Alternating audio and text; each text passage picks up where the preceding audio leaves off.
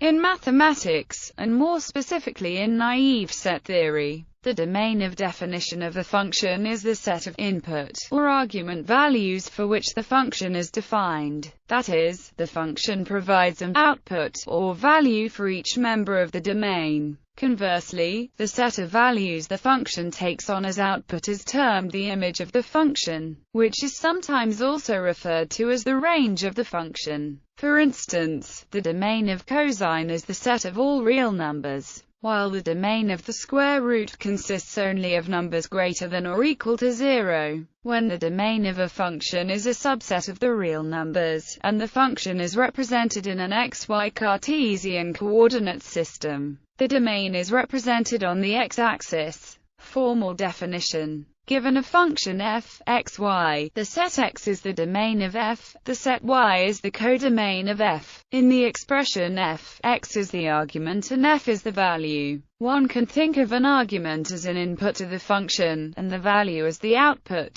The image of f is the set of all values assumed by f for all possible x. This is the set f, x, x. The image of f can be the same set as the codomain, or it can be a proper subset of it. It is, in general, smaller than the codomain. It is the whole codomain if and only if f is a surjective function. A well-defined function must map every element of its domain to an element of its codomain. For example, the function f defined by has no value for ef. Thus, the set of all real numbers, R, cannot be its domain. In cases like this, the function is either defined on R0, or the gap is plugged by explicitly defining f. If we extend the definition of f to then f is defined for all real numbers, and its domain is, any function can be restricted to a subset of its domain. The restriction of G, a B to S, where SA is written G, S, SB. Natural domain. The natural domain of a function is the maximal set of values for which the function is defined, typically within the rails but sometimes among the integers or complex numbers.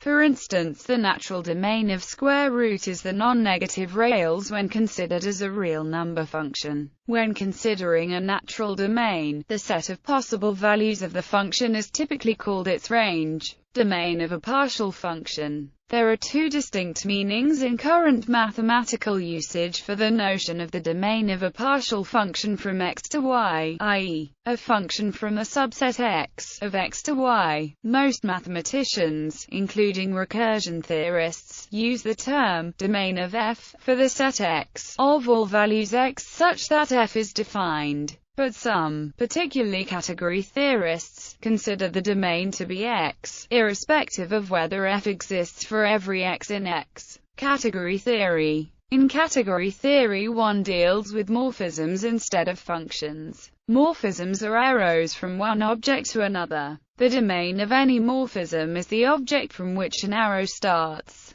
In this context, many set-theoretic ideas about domains must be abandoned or at least formulated more abstractly. For example, the notion of restricting a morphism to a subset of its domain must be modified. See subobject for more. Real and complex analysis. In real and complex analysis, a domain is an open connected subset of a real or complex vector space. In partial differential equations, a domain is an open connected subset of the Euclidean space Rn, where the problem is posed, i.e., where the unknown function are defined. More examples. As a partial function from the real numbers, the function is defined for all. If one defines the square root of a negative number x as the complex number z, with positive imaginary part, such that z2 equals x, the function is defined for all real numbers x. Function is defined for all